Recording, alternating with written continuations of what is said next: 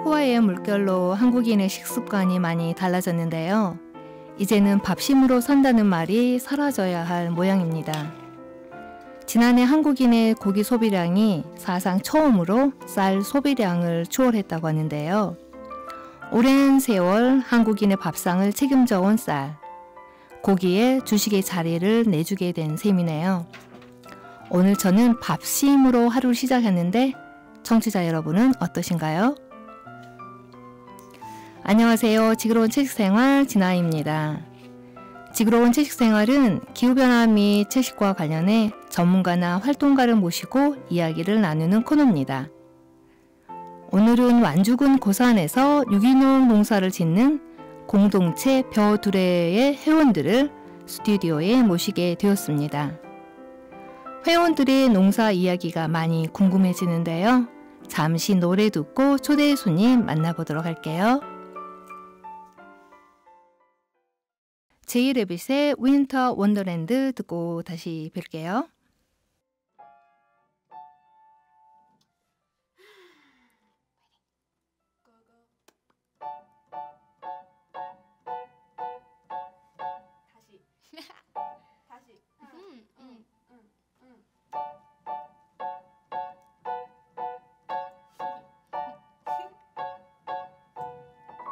Sleigh bells ring, are you listening? In the lane, snow is glistening, a beautiful sight. We're happy tonight, walking in a winter wonderland. Gone away is the bluebird, here to stay is the new bird. He sings a love song as we go along, walking in a winter wonderland. In the meadow we can build a snowman, then pretend that he's the Parson Brown. He'll say I am man, and we'll say no man, but you can do the job when you're in town. Later on we'll conspire as we dream by the fire, to face unafraid the plans that we made, walking in a winter wonderland.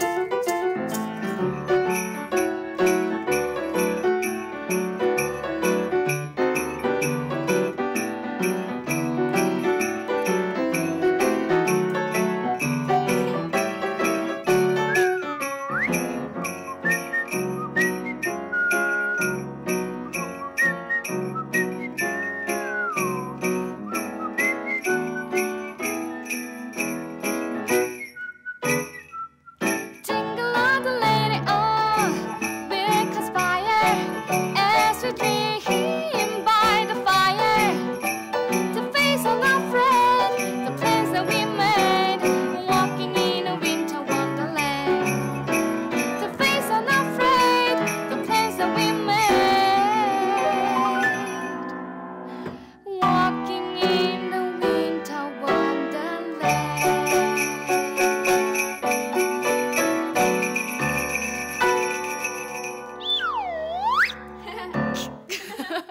마지막에는 이거 뭐냐? 이거 꺼졌네. 안 꺼진다며요. 꺼질 일이 없다면서요. 네, 노래 시작과 끝이 굉장히 즐거운데요. 네, 크리스마스를 불러오는 그런 노래 같은데 여러분들은 어떠셨나요? 네, 자, 청취자 여러분 아직 저희 프로그램 구독하지 않으신 분 계신가요? 네, 구독과 좋아요 꼭꼭 부탁드릴게요. 사실 지구로운 채식생활은 여러분의 관심과 응원으로만 성장합니다. 구독 꼭 부탁드릴게요. 자, 오늘의 손님들을 뵙겠습니다. 사실은 오늘이 저희가 이 새롭게 이사한 스튜디오에 처음 녹화하거든요. 그래서 저도 설레기도 하고 마음이 좀 긴장도 되고, 이 마이크뿐만 아니라 모든 시설이 저에게는 새로워서 조금 긴장이 되는데요. 오늘 1시간 동안 잘 진행할지 모르겠습니다. 자, 지난번에 우리 차나무 선생님께서는 전번 스튜디오하고 이번 스튜디오 보시니까 어떠신가요? 훨씬 깔끔하고 넓고 그때는 조금 비좁다는 느낌이 있었는데요. 네.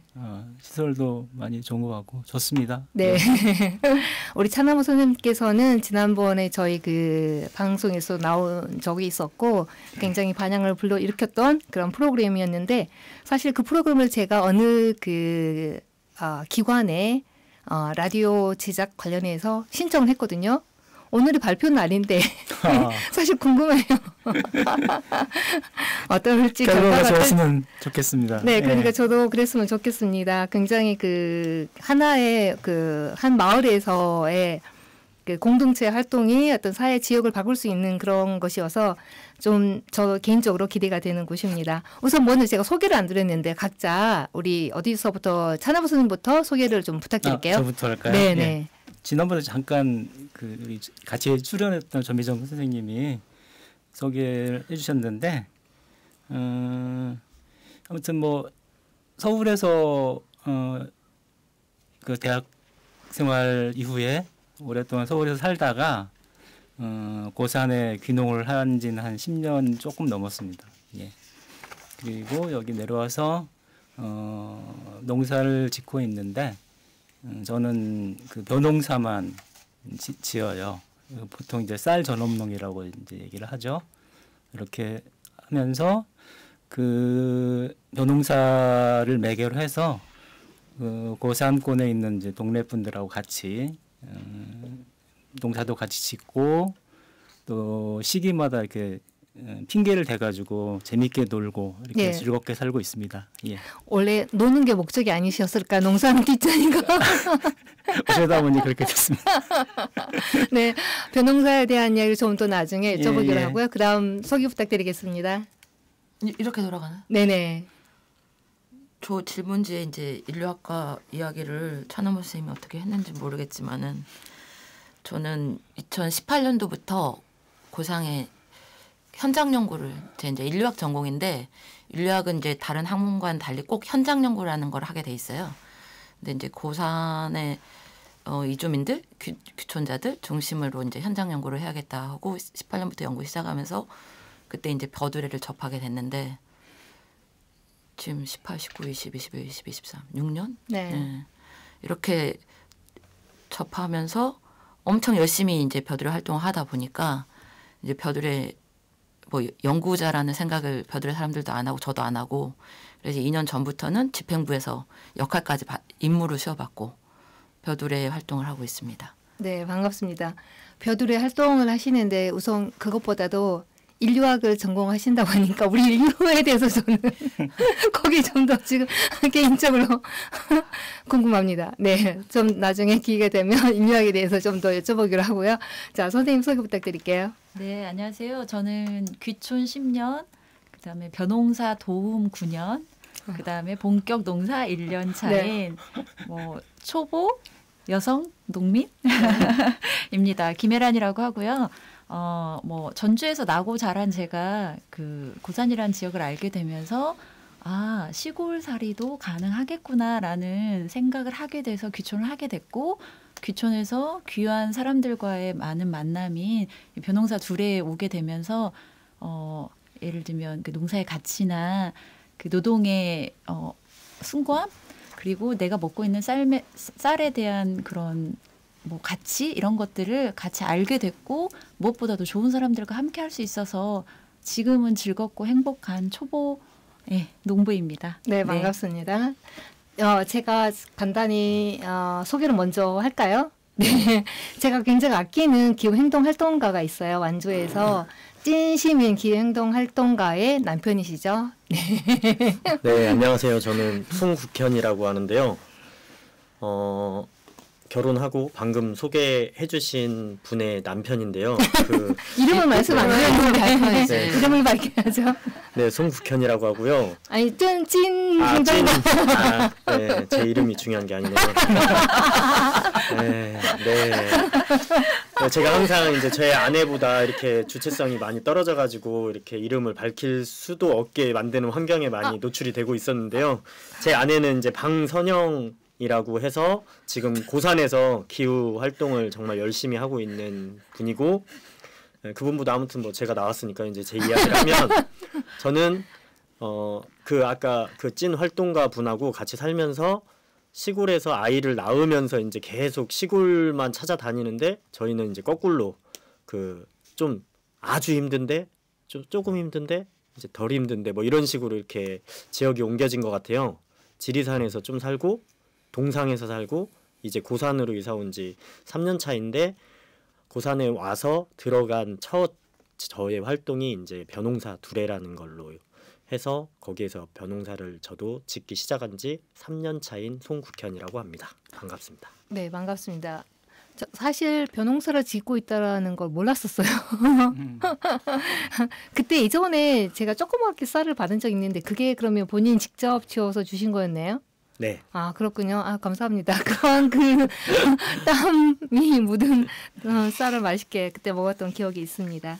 자, 오늘 여기에 모신 분들은 벼 두레라고 했죠. 예. 그러니까 벼농사 두레라고 하는 공동체의 이름인데 우선 그러면 차남우 선생님이 대표이신가요? 예, 그렇습니다. 아, 대표이시군요. 그러면 아까 10년 차 농업에 특히 이제 벼농사에 집중하고 계신다고 했는데 이 벼 두레를 공동체죠. 예. 만들게 된 어떤 계기라든지 이유라든지 그런 게 그리고 같이 그러니까 두레라고 했는 것은 함께 어울려서 농사를 짓는 예전에 우리 과거의 농업 예. 방식이잖아요. 그렇게 하는 게 어떤 좋은 점이 있는지 말씀 부탁드릴게요. 예, 그 생각해 보니까 이제 벼두레가 올해 지금까지 만 9년이 됐고요. 이제 10년 차를 향해서 가고 있는데 처음 출발은 되게 단순했어요. 그 여기 제가 벼농사 짓고 나서 주변을 보니까 제 주변에 그 유기농이죠, 당연히 유기농인데 유기농 중에서도 포트모 시스템이라는 게 있습니다. 그래서 그 모판이 달라요. 일반 모판하고 달라서 그러니까 포트가 400개 있는 모판이 있는데 그렇게 그걸 가지고 이제 벼농사를 짓는 분들이 몇 분 계시더라고요, 주변에. 그래서 같은 방식으로 벼농사를 지으니까 뭐 주먹구구로 하는 것도 좋지만 그냥 어차피 할 거면은 좀 정보도 교류하고 기술도 배우고 이렇게 했으면 좋겠다. 그래서 공부를 같이 하자.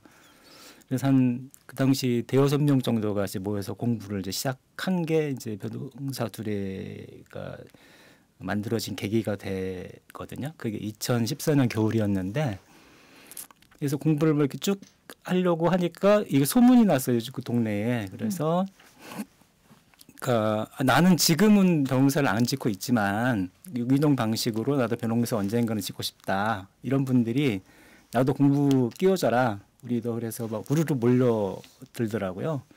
그래서 생각지 않게 이제 인원이 막 늘어나기 시작한 거죠.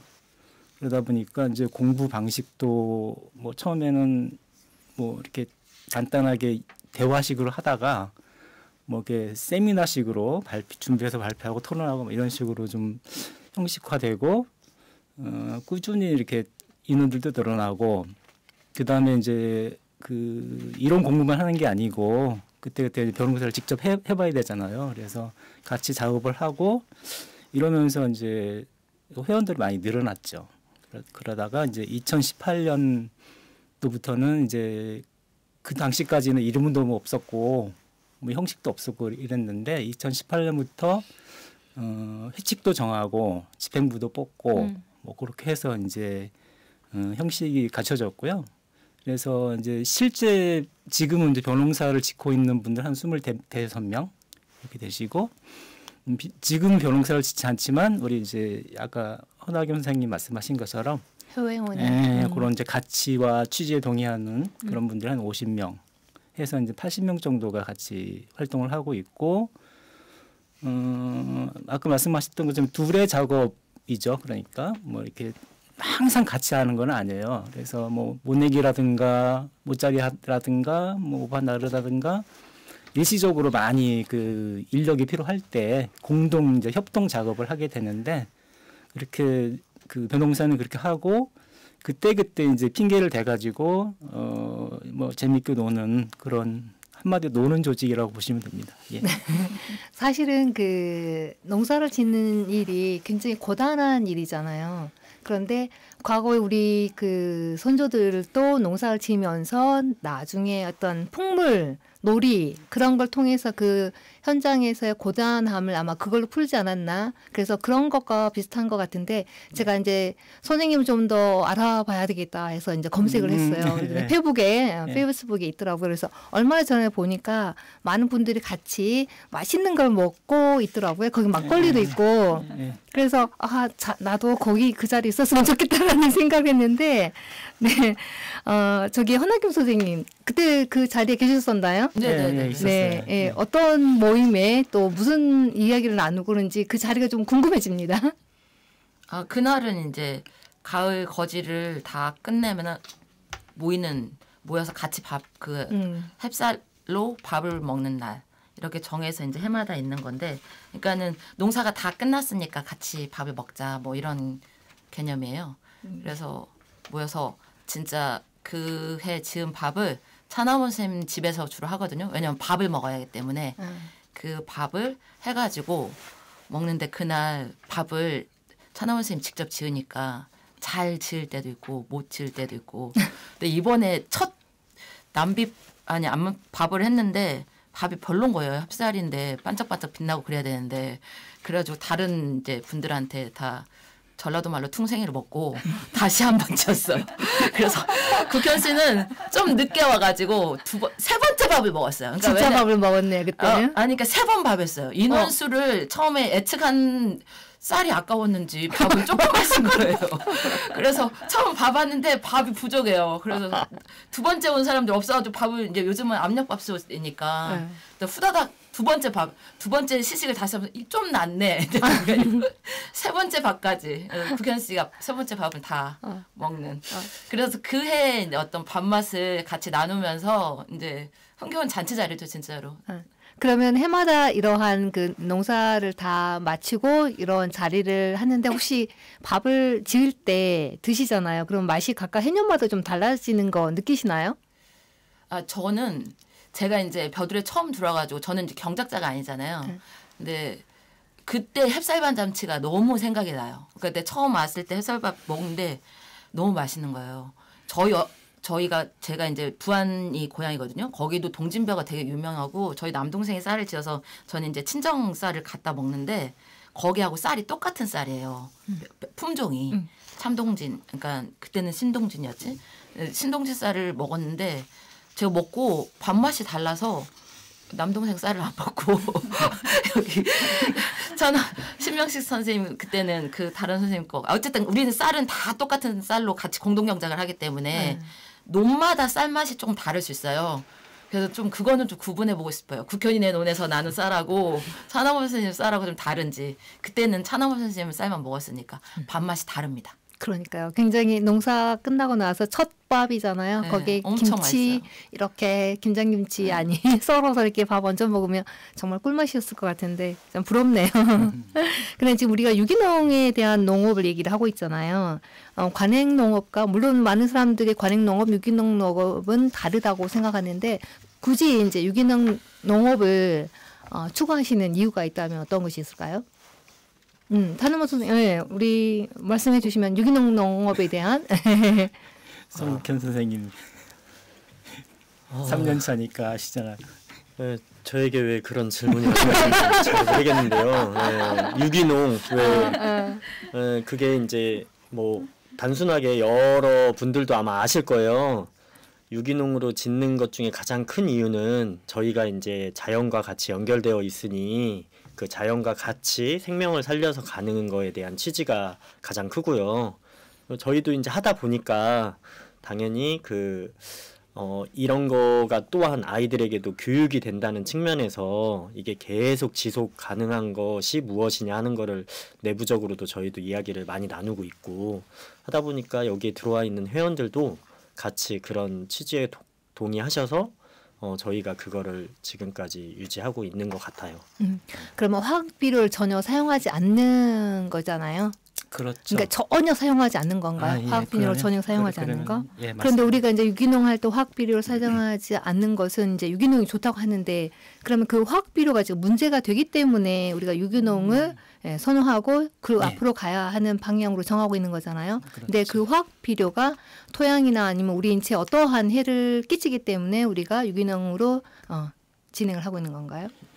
뭐 그 이론이 있기는 해요. 사실상 이제 뭐 농약을 안 하는 거야 이제 워낙 농약이 독극물이니까 그거는 이제 누가 보더라도 이렇게 문제가 있다 이런 걸 느끼는데 화학 비료 같은 경우에는 이제 이론의 여지가 있기는 하거든요. 근데 이제 제가 알기로는 화학 비료가 그 일단은 그 질소 성분을 많이 함유하고 있고 그래서 이게 질산나트륨 이런 식으로 저기가 되면서 인체에 흡수됐을 경우에 뭐 그 발암 물질로 이렇게 작용하기도 한다 이런 그 이론이 있고 그 다음에 이제 질소가 이렇게 축적이 되면은 토양 속에 이게 황폐화된다고 하더라고요. 그 토질 자체가 그래서 땅이 죽는다 뭐 이런 표현들이 있지 않습니까? 그렇게 해서 그 토양이 이제 황폐화되는 그런 문제가 있고 그 다음에 이제 화학 비료 같은 경우가 이렇게 공기 중에 있는 그 질소를 고정시키는데 그 과정에서 이제 석유가 많이 화석연료 석유가 많이 그 저기 태워야 된대요. 에너지로. 그래서 뭐 기후 변화 이런 쪽에도 안 좋다. 그래서 사람 인체도 안 좋고 생태에도 악영향을 미치기 때문에 그런 차원에서 이제 화학 비료가 좋지 않다. 그래서 이제 쓰진 않는 거죠. 토양을 좀 건강하게 만드는 게 아니라 토양을 황폐화시키죠. 그렇죠. 그렇기 때문에 더 많은 이제 토양이 건강해야만이 건강한 우리가 농작물을 수확할 수 있는데 건강하지 못하기 때문에 더 추가적인 어떤 질소를 더 사용을 해서 계속 반복되는 거잖아요. 근데 네. 제가 알고 있기로는 우리나라가 화학 비료를 전 세계로 봤을 때 화학 비료 사용이 넘버원이라고 하더라고요. 맞습니다. 제일 많다는 네. 얘기죠. 그래서 이 토양을 황폐화시키는 것뿐만 아니라 과다 사용하기 때문에 그게 어느 정도 땅에서 흡수는 하지만 일부분은 그냥 흘러서 강으로 바다로 간대요. 그래서 이제 뭐 녹조나 적조 현상이 일어나는데 그러면 궁금한 게 전혀 이제 그 유기농이라고 하는 것은 화학 물질을 사용하지 않는 거라고 말씀하셨는데 그러면 이 유기농하고 생태농업은 혹시 다른가요?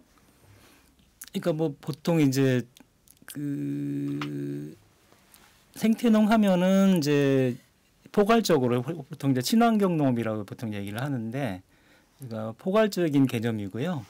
보통은 이제 유기농, 뭐 농법, 자연농법 이렇게 나누죠. 근데 자연농법 같은 경우는 그 거의 이제 투입을 안 하고 자연에 그다음 거의 방치하다시피 뭐 그렇게 한 정신적인 이제 그 가치 지향적인 그런 게 훨씬 더 센 농법이라고 이렇게 이해하시면 되고 그러니까 유기농 같은 경우에는 이제 아무튼 뭐 그 화학 비료하고 농약만 안 쓰다 뿐이지 천연 비료나 이제 그 퇴비 이런 거는 이제 투여를 하거든요. 아 그래요? 그런 차이가 있고, 근데 저희는 한 3년 전부터 그 퇴비나 이 그 천연 비료도 쓰지 않고 있습니다. 그래서 보통 이제 무투입이라고 이제 얘기를 하거든요. 네, 그렇게 이제 이해를 하시면 될 것 같습니다. 경운이 포인트인 것 같아요. 이제 네. 저 주워들은 걸로. 네. 그러니까는 이게 경운을 하느냐 안 하느냐. 그럼 지금 하시는 농법이 경운을 하는 건가요? 경운은 할 하죠. 수밖에 없어요. 할 수밖에 없죠. 이양기를 쓰기 때문에 네. 경운을 안 하면은 할 수가 없죠. 예. 자, 경운이라고 하는 것은 땅 가는 가는 거잖아요. 거. 가는 땅을 갈면 이제 땅이 이산화탄소를 흡수하는데 다시 갈므로써 다시 방출되는. 그래서 이제 그 농업이 기후 위기하고 관련이 있다, 온실가스를 배출하는데 영향이 있다라고 하시는데 우리 김민호 선생님께 여쭤볼게요. 그 1년 차 이제 그동안 옆에서 지켜만 보시다가 본격적으로 1년 동안 그 농사를 지으셨잖아요. 사실은 많은 사람들이 우리가 그냥 슈퍼에 가서 쌀을 사와서 먹긴 하는데 도대체 이 쌀이 성장 과정 어떻게 그 우리가 이제 그 심는다고 해야 되나요? 예전에 어렸을 때 모를 심어서 그리고 뭐 비료를 주고 추수를 하고 이제 그게 이제 뭐 방앗간에 가서 찧어서 이제 쌀을 먹는데 요즘 아이들은 쌀 하면은 어디 나무가 있는 줄 알아요. 사실 도시에 사는 사람들은 이 자연과 너무 멀어져 있기 때문에 이 우리가 먹는 것에 대해서 관심이 없잖아요. 그래서 한번 그 도대체 우리가 먹는 쌀이 어떻게 나오는지 1년 과정을 몇 년 동안을 지켜보고 1년 과정을 농사를 지으셨잖아요. 그거 우리가 쌀을 먹는 과정을 좀 설명해 주시면 어떨까요? 뭐 인제 1년 농사 짓고 제가 그걸 잘 설명할 수 있을지 모르겠지만 어쨌거나 제가 봤을 때는 모를 만들고 벽실을 싹을 틔워서 모를 만들고 그다음 그 모를 잘 자라게 만든 다음에 그것을 눈에다 잘 심는 것을 모내기라고 하잖아요. 되게 이제 그리고 나서 중간중간에 계속 물꼬를 봐주고 그다음에 우렁이를 투입하고 벼가 잘 자라고 있는지 본 다음에 그다음에 수확해서 그다음에 도정하고 이제 이것이 1년에 이제 가장 크게 보이는 벼농사인데요. 사실 저도 이제 전주에서 나고 자라서 제 어릴 적 기억부터 저는 이미 이제 흙에 대한 기억이 없습니다. 네.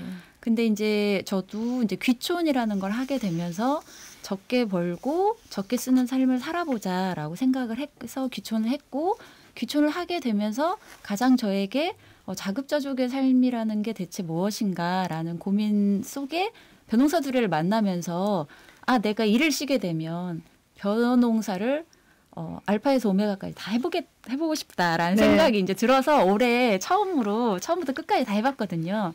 근데 저는 사실 이 벼농사라는 이 과정 자체가 일반인에게 접근이 어렵거나 힘든 일이라서가 아니라 사람들의 그 생각 속에 농사라 하면 굉장히 어렵고 노동 집약적이고 좀 육체적으로 힘든 일이 아닌가라는 생각을 사람들이 갖고 있다고 생각을 했는데요. 제가 올해 해보니까 상당히 많은 분은 벼농사는 기계화가 되어 있고 그리고 이렇게 저희 회원들처럼 저 같은 초보 농부에게 자신이 갖고 있는 지식을 잘 전달해 주시면서 같이 지을 수 있게 도와주시면 충분히 할 수 있는 일이라는 생각이 들어서 농사라는 것에 대한 두려움을 조금 내려놓으시고 그다음에 공동체의 힘을 믿으신다면 이 과정이 이보다 훨씬 더 복잡한 다른 일에서도 농사에 충분히 접근 가능하다.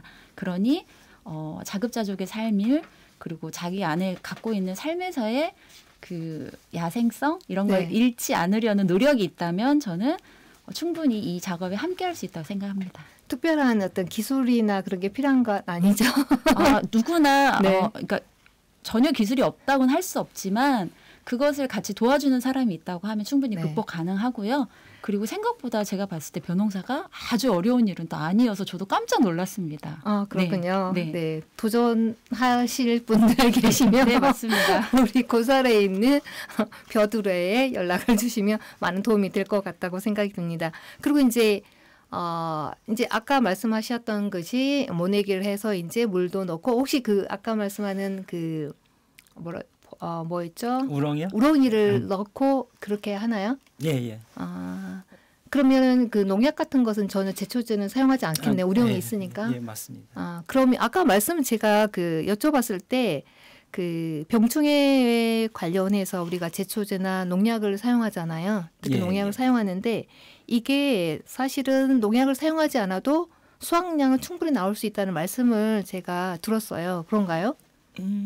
병충해 같은 경우에는 뭐 농약을 치면은 뭐 바로 효과가 나타나죠. 근데 이제 뭐 어떤 경우에는 비가 많이 내려가 이러면 농약을 해도 이게 씻겨나가기 때문에 이제 효과가 없는 경우도 있고 그래서 수확량과 관련해서는 이제 크게 뭐 농약이 기여하는 바는 없는 걸로 이해를 하고요. 그다음에 이제 벼농사에서 가장 힘든 부분이 제초 부분이거든요. 근데 제초 같은 경우에는 그러니까 제초제를 쓰면은 이제 뭐 쉽게 잡을 수는 있습니다. 근데 아까 말씀드렸던 것처럼 이제 농약이 이제 독극물이고 인체나 땅이나 물을 이제 오염시키는 그런 문제가 있어서 되도록이면 이제 쓰지 않아야 되는데 그 대안으로 이제 지금 일반화에 있는 게 우렁이 농법이 우렁이거든요. 그러니까 우렁이가 이제 우리 토종 우렁이 아니고 열대 지방에서 이제 그 원산지인 우렁이를 가져다가 풀어 넣는데 이 왕우렁이에요. 저기 정확한 명칭이 왕우렁이가 이제 잡식성이고 풀을 뜯어먹는 그런 성질이 이제 있다는 걸 우연히 발견을 하고 그거를 이제 제초에 활용을 한 거죠. 근데 이제 물 높이를 잘 관리를 하면 우렁이가 잘 그 잡초를 제거합니다. 뜯어먹습니다. 근데 이제 이게 왕 우렁이도 외래종인 거잖아요. 네. 그러면 생태계 교란하고는 문제가 없을까요?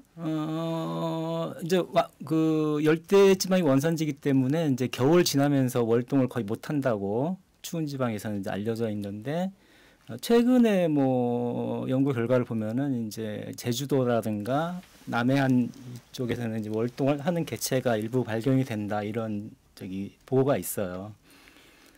근데 이제 문제는 이게 포식자가 아니지 않습니까? 황소개구리 같은 경우에는 이제 막 그 포식을 해가지고 국내 다른 곳을 이제 해서 이제 교란을 시켰다 이런 건데 뭐 그런 차원에서 보자면은 이제 왕우렁이 같은 경우에는 그렇게까지 생태를 교란시키거나 이러지는 않는 걸로 저는 이제 생각을 하고요. 뭐 농약을 치는 것보다 왕우렁이를 하는 게 훨씬 생태에 유익하다고 생각을 합니다. 네. 그리고 말씀 중에 화학비료를 쓰지 않으면 물론 이제 소출은 줄어들지만 사실은 큰 영향은 없다라고 말씀하셨어요. 예. 그래서 우리나라 지금 쌀 작업률이 90%가 좀 넘잖아요.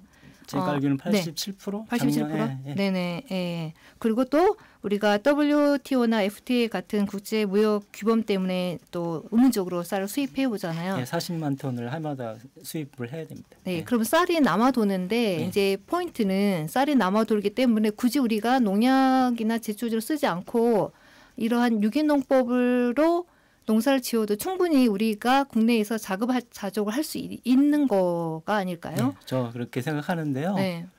아마 그 농업 정책을 주관하는 뭐 공무원들이라든가 이런 분들도 그걸 모르지는 않습니다.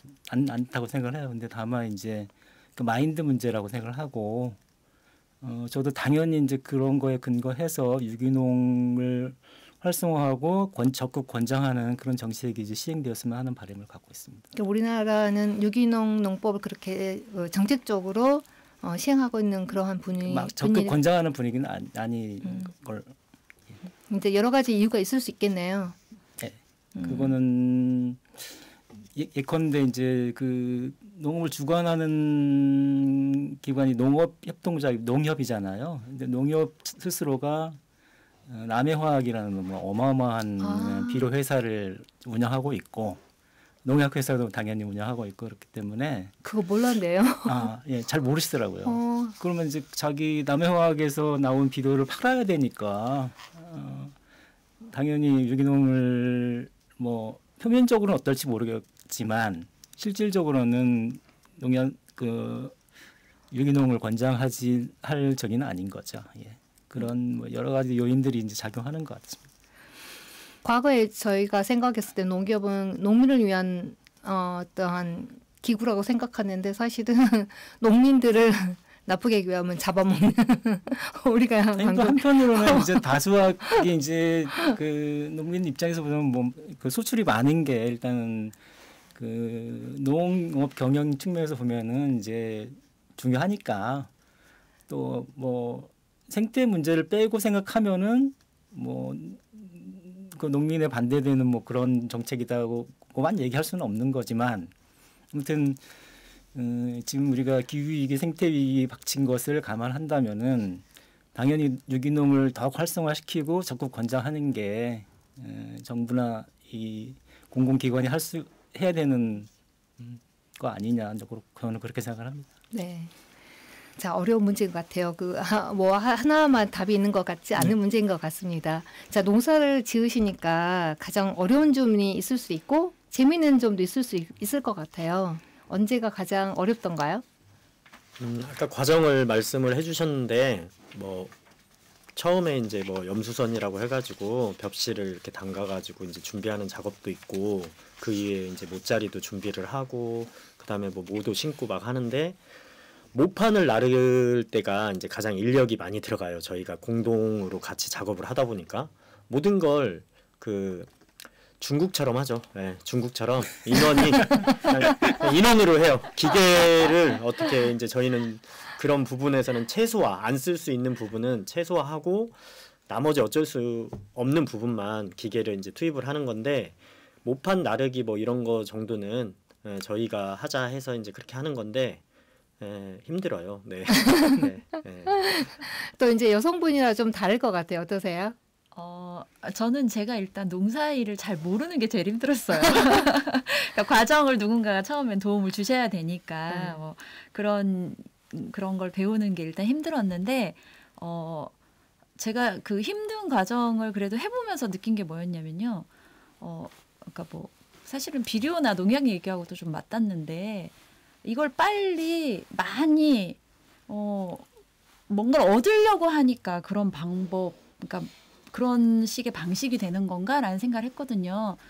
잘 못하거나 잘 안 되는 사람을 배려해서 그 사람하고 같이 가겠다는 마음을 가지면 시간도 좀 여유 있게 해주시고 이렇게 좀 이렇게 같이 더불어서 천천히 해줄 수 있는데 그렇지 않고 빨리 많이 막 후다닥 하려고 하면 그런 배려나 여유가 없겠구나. 그리고 그것이 역시 농사라는 부분에도 똑같이 적용이 되겠구나.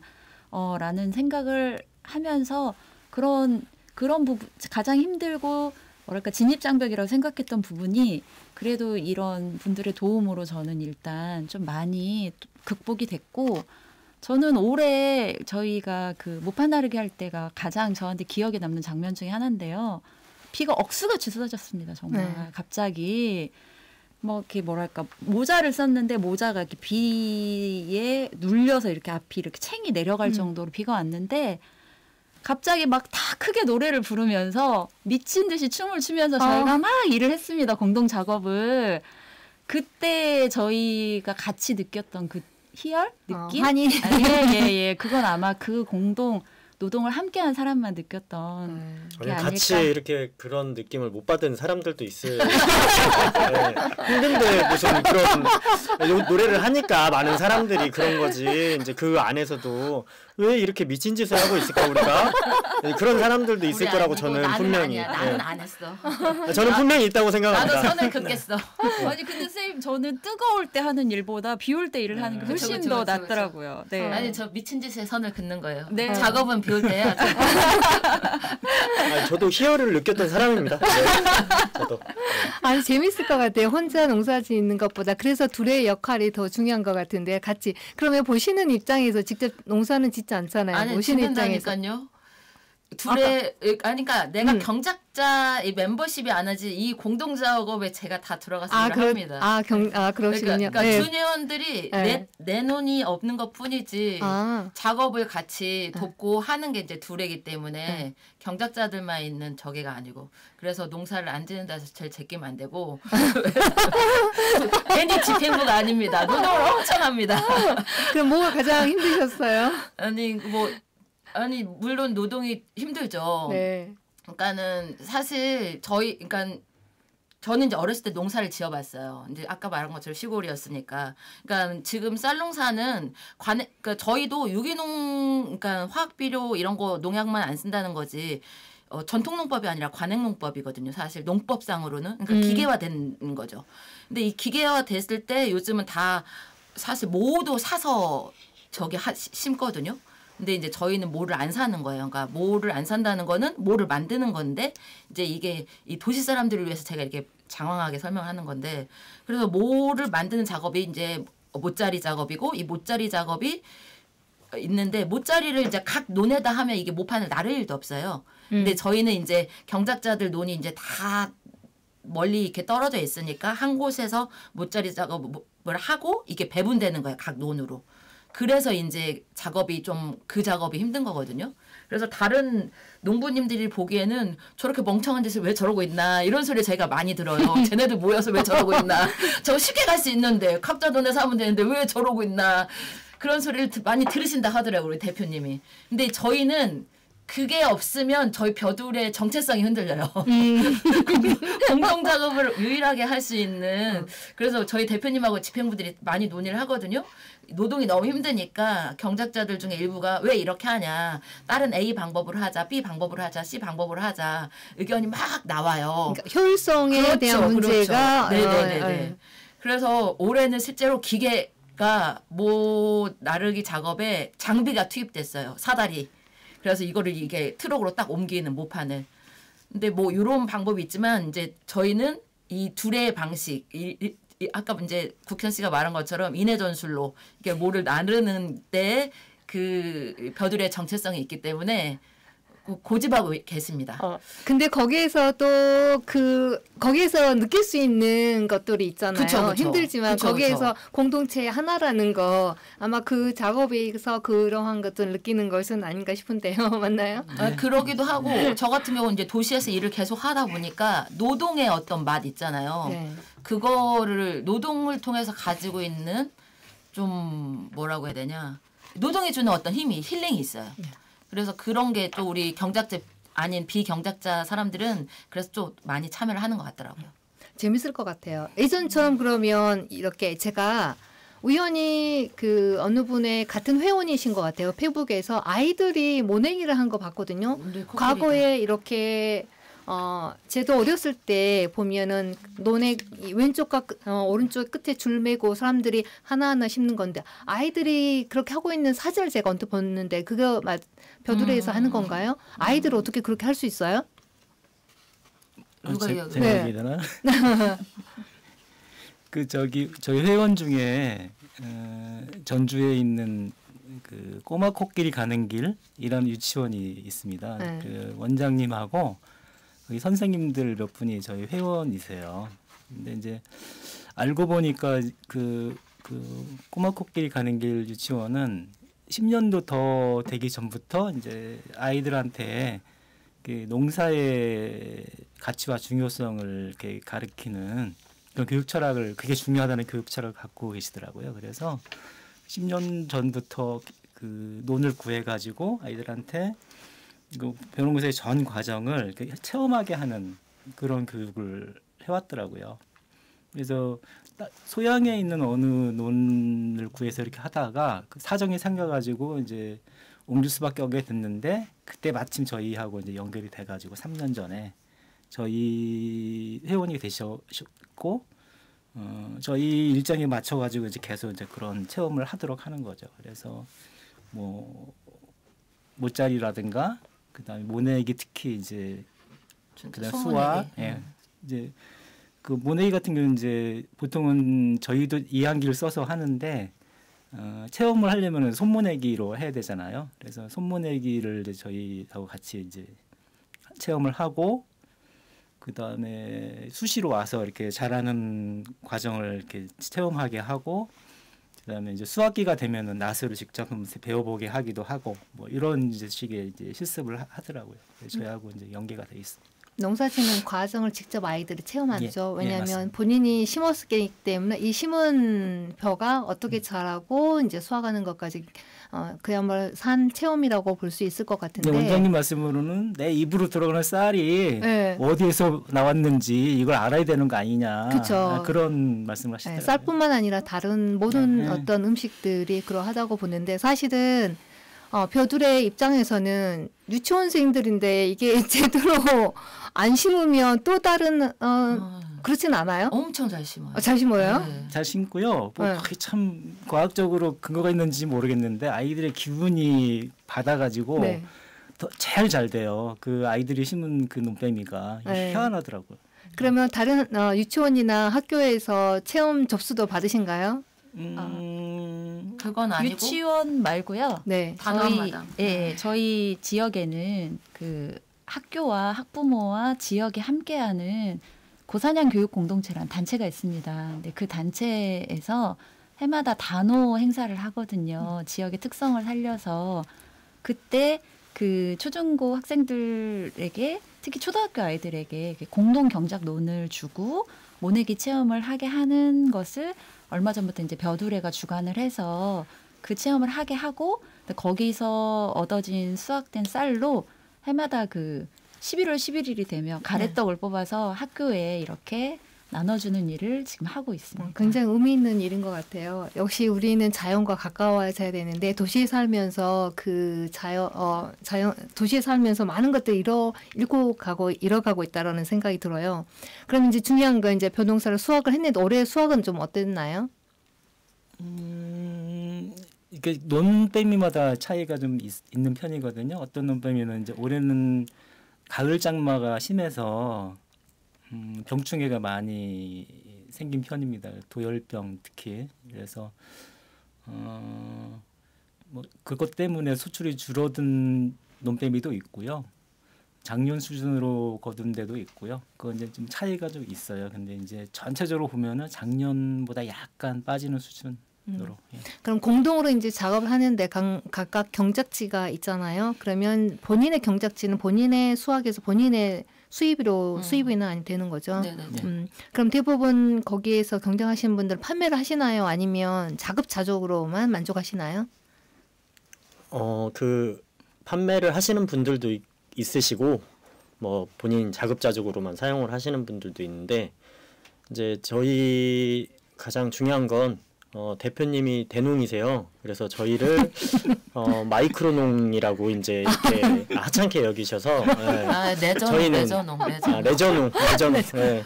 저희가 처음에 들었던 건 마이크로농이라고 이렇게 좀 들었었고요. 네. 그래서 뭐 아무튼 저희는 뭐 거기에 비하면 진짜 하잘것없는 농업인들이라서 대표님이 거의 뭐 저희는 상상할 수 없는 양을 저희로 치면 비교했을 때 양을 몇십 마지기를 하시는 거니까요. 저희는 뭐 한 마지기, 두 마지기 가지고 막 그런 거 하고 있으면 진짜 비우실 수밖에 없는 구조기도 해요.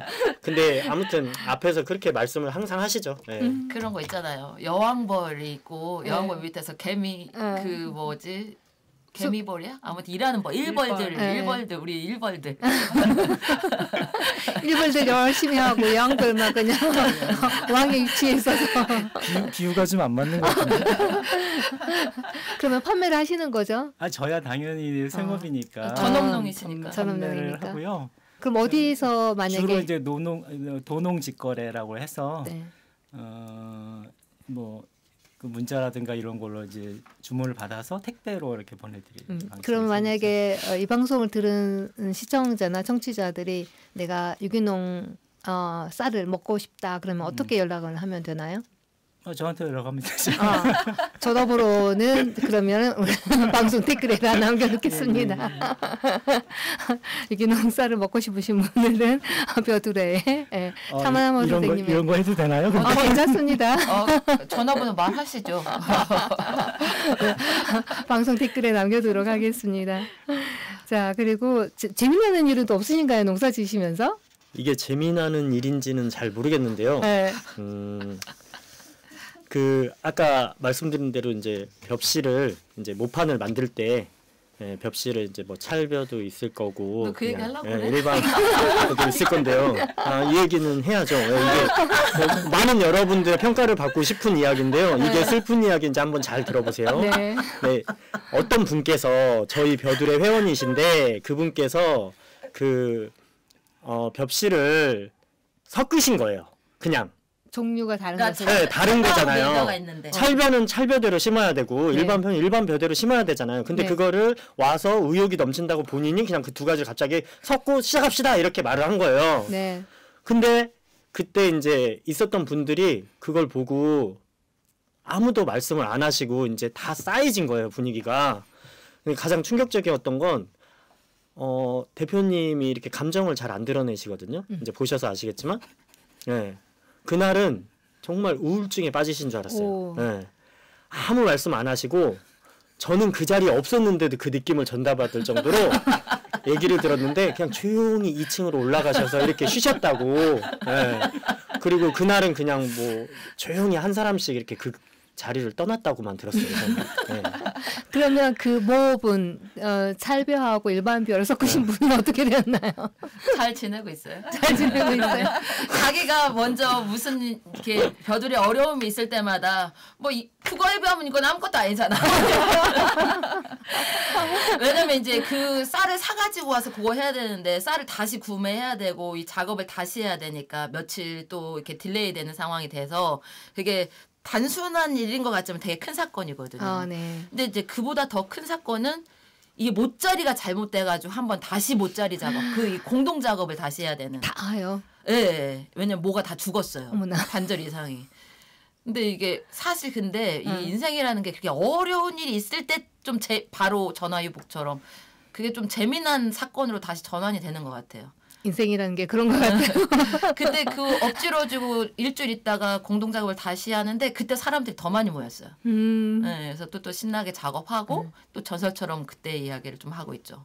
근데 맨날 만날 때마다 그게 화제가 될 것 같아요. 재밌게 웃으면서. 그분 그 아까 섞으셨다는 분의 아내분도 이제 경작자로 한번 참여를 하셨었는데 그 가정은 참 대단하신 게 그 아내분이 게으른 농부상도 받으셨어요. 네. 근데 게으른 농부상은 어떤 분에게 주는 거예요? 대표님이 말씀해 주실 겁니다. 네. 그런 것도 있었나요? 네. 기억이요. 게으른 농부상을 모르시나요? 가장 그 일을 안 하시는 분이죠. 잘. 네, 논에 잘 안 나오시고 이렇게 저희가 이렇게 그 때마다 뭐 이렇게 둘러본다든가 아니면은 뭐 예초도 해야 되고 뭐 할 일들이 이렇게 조금씩은 있어요. 아무리 이게 정말 쉬운 작업이라고 해도 그런 관리적인 측면에서 뭔가 농부가 둘러봐야 되는 것들이 있는데 그분은 안 나와요. 안 나와. 그래서 게으른 농부상이 그냥 뭐 압도적으로 그분을 다 추천하셔가지고 그냥 네. 받으셨어요. 저희가 총회를 해요. 1년에 한 번씩. 네. 그때마다 이제 상을 이제 시상을 하거든요. 그때 나 그거 기억 안 나는데 있었나 보다. 네, 끝날 때 항상 저희들이 총회 때 상을 그때그때 만들어서 이렇게 주는 상들이 좀 있어요. 닉네임을 만들어서. 네. 그러셨군요. 그리고 그 꼭 여쭤보고 싶은 게 아까 계속 이제 우리가 모내기하고 하는데 그 씨앗이라고 해야 되나요? 벽시. 벽시라고 했나요? 벽시는 그러면 내가 수확하고 난 그것을 가지고 벽시로 사용하는 건가요? 네, 보통은 이제 그렇게 하는 게 이제 맞다고 보거든요. 이제 토종 벽시 같은 경우는 게 맞는데 저희가 짓고 있는 품종은 이제 교잡종들이에요. 그러니까 뭐 이렇게 다수학 품종이라든가 뭐 밥맛이 좋은 품종 이런 것들을 일부 만들어서 한 것이기 때문에 한 해가 지난 거를 다시 쓰면은 이게 퇴화가 된 F1이 그렇지 않습니까? F1, F2 이렇게 하면서 나중에 가면은 이게 그 애초에 설정돼 있던 그 품종의 특성이 퇴화가 돼가지고 이상한 품종이 되기 때문에 이거는 이제 어쩔 수 없이 해마다 사서 씁니다. 근데 좀 장기적으로 봤을 때 우리가 이제 벼농사는 잘 모르겠는데 일반 다른 밭농사에서 씨앗 같은 것들은 대부분 우리가 토종 씨앗을 쓰도록 우리가 공고를 받고 앞으로 방향이 그렇게 가야 되잖아요. 그래서 뭐 거대 기업들이 그 토종 거대 기업들이 이제 씨앗을 이제 독점했을 경우에는 식량 위기 문제가 심각하거든요. 그런데 쌀은 그것과의 토종 씨앗과는 조금 다른 개념인가요? 네, 다르게 접근할 수밖에 없는 뭐 특성이 있는 것 같습니다. 예. 물론 이제 그 벼 농사 중에서도 토종벼를 하시는 분들이 계세요. 완전히 그 아까 많이 이제 써요. 그런 이제 저희 동네에도 이제 그런 분들이 계신데 뭐 그런 차원에서 이제 토종의 어떤 DNA를 이제 계속 유지하고 뭐 이런 게 중요하다는 차원에서 그런 활동도 소중하다고 생각합니다. 또 하나 질문을 여쭤볼게요. 그 유기농으로 수확한 쌀이 일반 쌀보다 훨씬 맛있다고 하셨어요? 예, 뭐 네. 그거를 잘 모르시더라고요. 근데 네. 이제 그 유기농이 맛있는 과학적 근거가 있는데요. 그 보통 아까 말씀드렸지만 이제 관행농 같은 경우는 이제 화학 비료를 많이 쓰지 않습니까? 그러면 그 화학 비료 주 성분이 이제 질소인데 그러면은 이게 쌀에 질소 성분이 많이 축적이 되게 되고 그러면 이 질소 성분이 이제 아미노산을 거쳐서 단백질로 이렇게 전환을 한다고 하더라고요. 근데 이제 쌀에 단백질 성분이 많이 포함되어 있으면 밥맛이 없다고 그렇게 이제 과학적으로 이제 얘기가 되고 있고 그래서 밥맛을 좋게 하기 위해서는 그 화학 비료를 좀 줄여라 이런 이제 지침도 내려와요 사실. 아 그렇군요. 그래서 화학비료 질소 특히 이제 투여가 많을수록 단백질 함량이 높아지면 밥맛이 떨어진다. 네. 그 유기농은 이제 그 비료를 안 쓰니까 질소 비료, 화학비료를 안 쓰니까 당연히 이제 질소 성분이 적을 수밖에 없고 단백질 성분도 이제 함유량이 적으니까 밥맛이 좋을 수밖에 없죠. 유기농에 의해서 생산된 그런 쌀을 먹는 것이 여러모로 개인의 건강뿐만 아니라 지구 토양이라든지 사실 많은 부분에서 이롭다는 생각이 드는데요. 네. 아 그리고 저기 대표님께서 책을 쓰셨어요. 보니까 제가 그래서 좀 찾아봤어요. 그랬더니 슬기로운 시골 생활 자나무 지음에서 이제 이렇게 생겼는데 이 책이 어떤 책인가요? 혹시 그 뭐 귀농하시는 분들의 그러니까 뭐 지금 저희까지 저희가 얘기한 벼농사 둘에 대한 얘기를 쓴 책입니다. 예. 혹시 이걸 읽어보신 분 계신가요? 다 네. 그러면 저는 오늘 처음 작가님의 사인을 받아서 책을 받았는데 감사드리고요. 이 책을 읽어보신 분들이 좀 한마디씩 이 책에 대해서 얘기를 해주신다면 어떤 책인지 말씀 좀 부탁드릴게요. 저는 패스하겠습니다.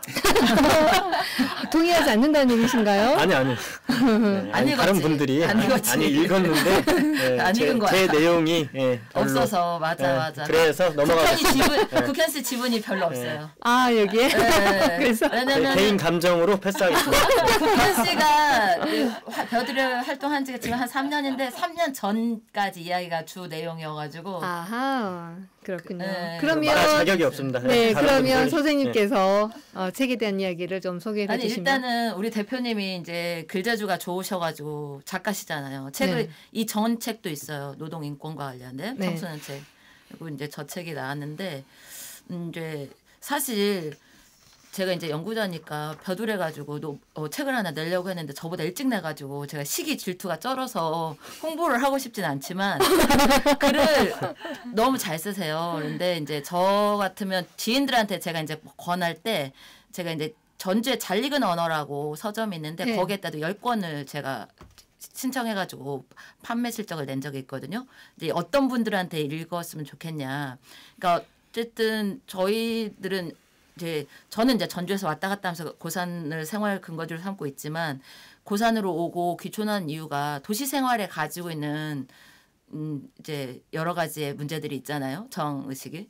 그래서 이제 귀촌하게 됐는데 이 귀촌한 사람들이 이렇게 재밌게 살 수 있다. 그러니까 귀촌했을 때 되게 보면 어려움을 이야기 많이 하고 뭐 자연 친화적인 것만 이야기하는데 이렇게 다 같이 어울려서 살 수 있다. 그러니까 그런 의미에서 제가 연구를 하고 있는데 너무 재밌는 거예요. 정말 같은 지향적인 생각들을 가지고 있는. 그러니까 이 농사도 왜 벼농사를 매개로 하지만 지금 많은 경작자가 한 20-30명밖에 안 되기 때문에 다른 사람들 농사도 짓고 있지 않지만 여기를 지지하고 그러는 이유가 요 벼농사를 짓고 있는 사람들의 어떤 가치가 생태 지향적이고 기후에 대해서 생각하고 공동체에 대해서 생각하는 사람들이 많이 모여 있어서 이런 활동들을 하고 있기 때문에 그래서 저희가 이제 사실 이지반사 투쟁도 이 벼들의 회원들이 많이 이렇게 결합을 해서 투쟁을 했거든요. 그래서 그런 어떤 삶의 어떤 이야기, 재미있는 이야기의 방편으로 좀 읽어봤으면 좋겠어요. 그러니까 단순히 귀농귀촌의 책이 아니다. 재밌게 살 수 있는 삶의 지혜를 얻을 수 있다. 네, 굉장히 도움이 될 것 같고요. 그 귀촌하신 분들 또 이렇게 정말 아름다운 이렇게 공동체를 이루고 사시는 이 동네가 있는데 또 반면에 텃세가 심해서 굉장히 어려워하시는 분들도 있더라고요. 그런데 이런 책을 또 읽고 많은 사람들 함께 공동체에서 함께 살아가는 거가 우리가 목적이잖아요. 그래서 도움이 되었으면 좋겠다는 생각을 해보고요. 벌써 시간이 저희가 1부 나누고 2부에 진행하려고 했는데 이야기하다 보니까 벌써 1시간이 더 됐습니다. 그래서 오늘 귀한 시간 내주셔서 감사드리고요. 재밌는 노래 있으면 저도 좀 불러주세요. 페이스북 팔로워를 하시면 팔로우 했습니다. 벼들의 준회원으로 오시면 맞다. 네네네. 네, 감사합니다. 저도 항상 시골에서 자랐지만 농사는 지어보진 않았고 그냥 시골에 대한 아름다운 풍경 그리고 우리가 이 기후위기 시대에 앞으로 나아갈 방향은 이런 도시화를 확장하는 게 아니라 좀 더 도시스러움, 자급자족을 이루는 그러한 문화로 이어가는 게 좋지 않나. 편안함을만 너무 쫓아가는 게 아니라 좀 더 우리 욕심을 내려놓고 아까 말씀하셨듯이 덜 벌고 덜 쓰는 그러한 것에 조금 그런 것들을 좀 지향하는 어떤 그러한 문화로 이어가는 게 좋지 않을까 생각을 드리고요. 오늘 이렇게 참여해 주셔서 너무 감사드립니다. 저도 즐거웠습니다. 네, 즐거웠습니다. 즐거웠습니다. 감사합니다. 감사합니다.